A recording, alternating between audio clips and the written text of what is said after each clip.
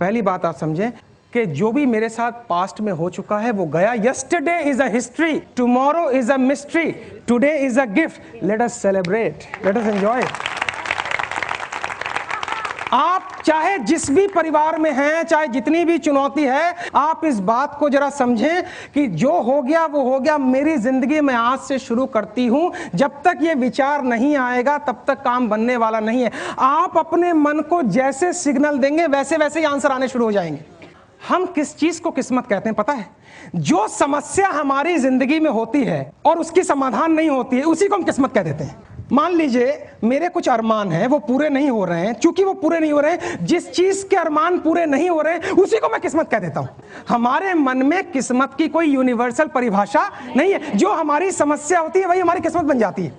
हम इस बात को स्वीकार करें कि या तो हमें मैरिड लाइफ में एंट्री नहीं करना था, और अगर हम एंट्री कर गए हैं तो हम इसको स्वीकार करें कि सारी चीजें मेरे मन के मुताबिक होना संभव नहीं है। ये स्वीकार भाव लाना ही अपने आप में एक नई किस्मत बनाना है।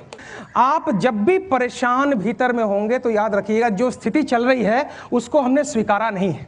कुछ चीजें आप बदल सकते हैं और कुछ चीजें बदल नहीं सकते हैं। तो जो बदल सकते हैं उसके लिए प्रयास किया जाए, जो बदल नहीं सकते हैं उसको स्वीकारा जाए।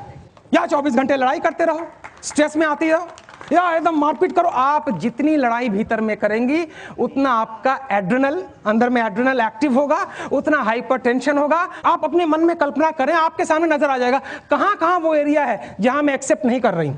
और मन में एक पिक्चर लाएं कि मैं उन सभी व्यक्तियों को स्वीकार करती हूं जिनको मैं बदलने में समर्थ नहीं हूं।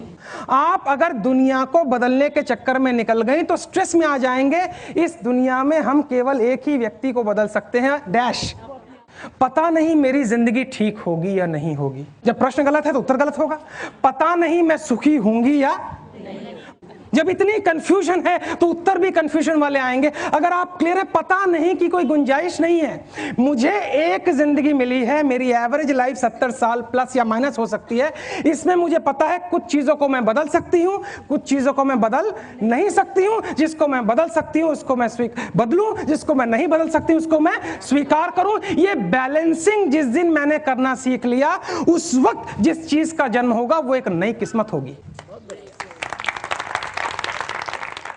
एक कैदी वर्षों बाद अपने घर लौट रहा है, ट्रेन में यात्रा कर रहा है। उसके साथ एक और पैसेंजर है जो कवि है। कवि अगले दिन स्टेशन आने वाला है तो कैदी कहता है इस कवि से, भैया जरा देखना मेरा स्टेशन आया कि नहीं। बोले जब आने ही वाला है स्टेशन तो देखने की जरूरत। बोले नहीं नहीं, मैं 25 साल से जेल में बंद हूँ, मैंने एक मर्डर किया था और गाँव वालों को मैंने चिट्ठी लिखी है, अभी तक कोई चिट्ठी नहीं आई है 25 साल से, कि अगर तुमने मुझे माफ़ कर दिया है तो स्टेशन पर जो है सफ़ेद झंडी लगा देना। मैं समझूंगा मेरे गाँव ने मुझे माफ़ कर दिया है, और नहीं माफ किया है तो लाल झंडी लगा देना। मैं आगे निकल जाऊंगा, गांव में नहीं, क्योंकि मुझे बेइज्जती बर्दाश्त। मैं देखना चाह रहा हूं कि स्टेशन पे झंडी का रंग सफेद है।